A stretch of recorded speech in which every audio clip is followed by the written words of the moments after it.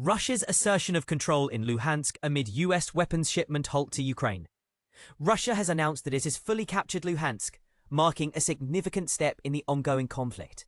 On Tuesday, Leonid Pasechnik, the Russian-appointed governor of the Luhansk region, proudly declared that the entire area of the so-called Luhansk People's Republic was now under Russian control.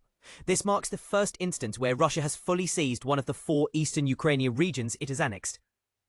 Addressing Russian TV Channel 1, Pasechnik confirmed, "Just a few days ago, I was informed that the territory of the Luhansk People's Republic has been entirely liberated."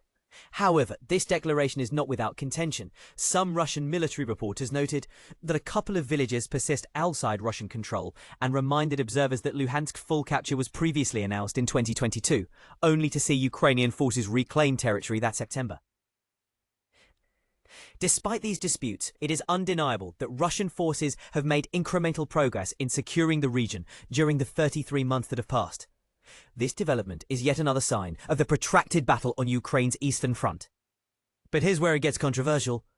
On the same day Pasechnik's statement was made, the United States announced it would pause sending certain weapons to Ukraine, highlighting a shift in priorities by the Biden administration.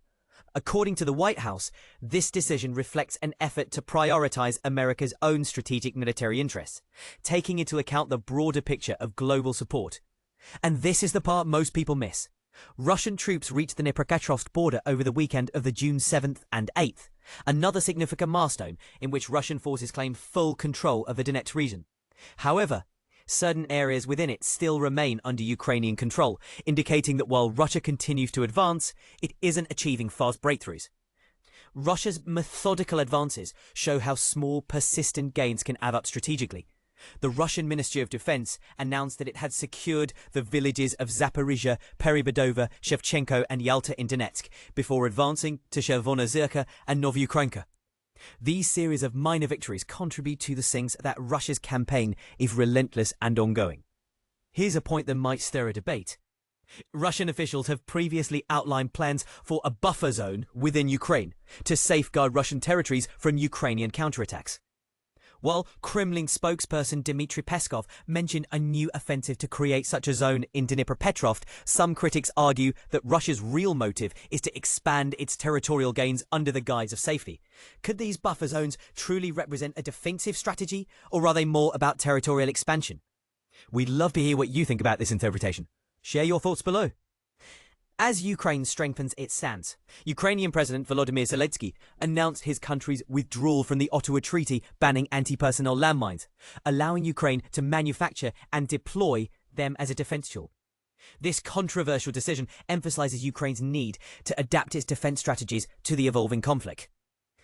Meanwhile, Ukraine continued to strike back effectively, employing long-range weapons and drones to target Russian positions. In a bold move, Ukrainian drones recently attacked Kirovsky airfield, reportedly destroying several helicopters. As the tension escalates, it's clear that both sides are gearing up for intensified confrontations. Ukraine's focus on enhancing its air defense capabilities, particularly through interceptor and long-range drones, stands as a testament to its strategy to counter Russian air attacks. Russia's focus on deploying unmanned aerial vehicles has significantly ramped up this year.